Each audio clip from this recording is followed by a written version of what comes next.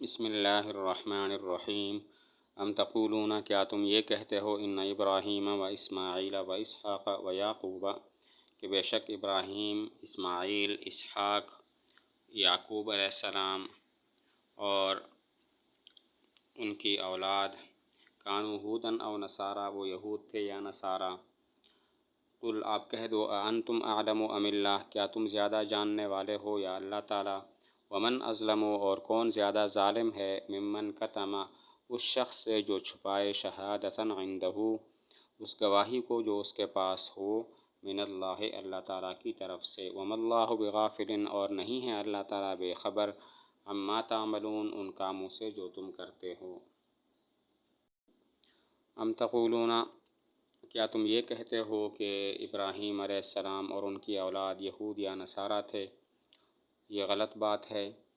اس کی دو وجہ ہیں۔ پہلی وجہ تو یہ ہے کہ خود اللہ تعالیٰ نے ارشاد فرما دیا کہ وہ نہ یہود تھے نہ نصارہ، اور دوسری وجہ یہ ہے کہ تورات اور انجیل تو ابراہیم علیہ السلام اور ان کی اولاد کے بعد نازل ہوئی، تو وہ یہودی یا نصرانی کیسے ہو سکتے ہیں؟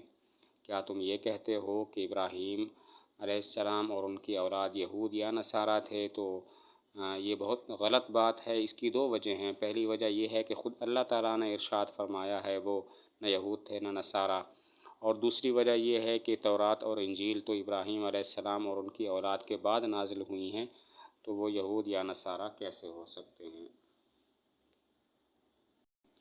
قل اانتم اعلم من اللہ اعلم قل اانتم اعلم ام اللہ، کیا تم زیادہ جانتے ہو یا اللہ تعالیٰ زیادہ جانتے ہیں؟ اللہ تعالیٰ زیادہ جانتے ہیں، کیونکہ اللہ تعالیٰ خود خبر دے رہے ہیں کہ وہ مسلمان تھے، وہ یہود یا نصارہ نہیں تھے۔ قل اانتم اعلم ام اللہ، کیا تم زیادہ جانتے ہو یا اللہ تعالیٰ زیادہ جانتے ہیں؟ یقیناً اللہ تعالیٰ زیادہ جانتے ہیں، اور اللہ تعالیٰ خود خبر دے رہے ہیں کہ وہ مسلمان تھے، نہ یہود تھے نہ نصارہ۔ ومن اظلم ممن کتم شہادۃ عندہ من اللہ، اس سے بڑا ظالم کون ہے جو اس گواہی کو چھپائے جو اس کے پاس اللہ تعالیٰ کی طرف سے آئی ہے۔ وہ گواہی کیا ہے؟ تو اس میں چند چیزیں داخل ہیں۔ ایک یہ کہ ابراہیم علیہ السلام مخلص تھے، نہ یہود میں سے تھے اور نہ نصارہ میں سے، اور دوسری چیز کہ وہ شرک سے بری تھے، اور تیسری چیز تورات کے اندر موجود حضور صلی اللہ علیہ وسلم کی صفات۔ اس شخص سے بڑا ظالم کون ہے جو اس گواہی کو چھپاتا ہے جو اس کے پاس اللہ تعالیٰ کی طرف سے آئی ہے۔ وہ گواہی کیا ہے؟ اس میں چند چیزیں داخل ہیں۔ نمبر ایک، ابراہیم علیہ السلام مخلص تھے، نہ یہود میں سے تھے اور نہ نصارہ میں سے، اور نمبر دو، وہ شرک سے بری تھے، اور نمبر تین، تورات کے اندر موجود حضور صلی اللہ علیہ وسلم کی صفات۔ وما اللہ بغافل عما تعملون، یہ ان کو وعید ہے کہ اللہ تعالیٰ تمہاری کرتوتوں سے اور حرکتوں سے بے خبر نہیں ہے، اللہ تعالیٰ تم کو اس کی سزا دیں گے۔ یہ وعید ہے کہ اللہ تعالیٰ تمہارے کاموں سے بے خبر نہیں ہے، اعمال بد سے بے خبر نہیں ہے، اللہ تعالیٰ تمہیں اس کی سزا دیں گے۔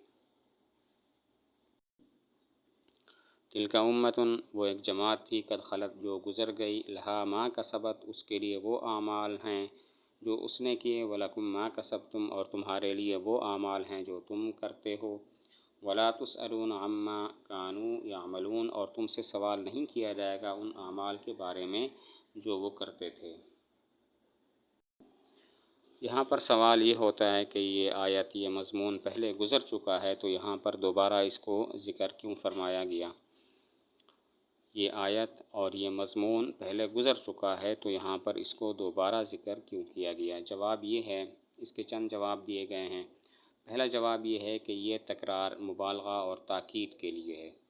دوسرا جواب یہ ہے کہ پہلے میں خطاب اہل کتاب کو تھا، اور یہاں پر خطاب مسلمانوں کو ہے کہ تم ان کی طرح مت بن جانا کہ اپنے آباء و اجداد پر تکیہ کر لو۔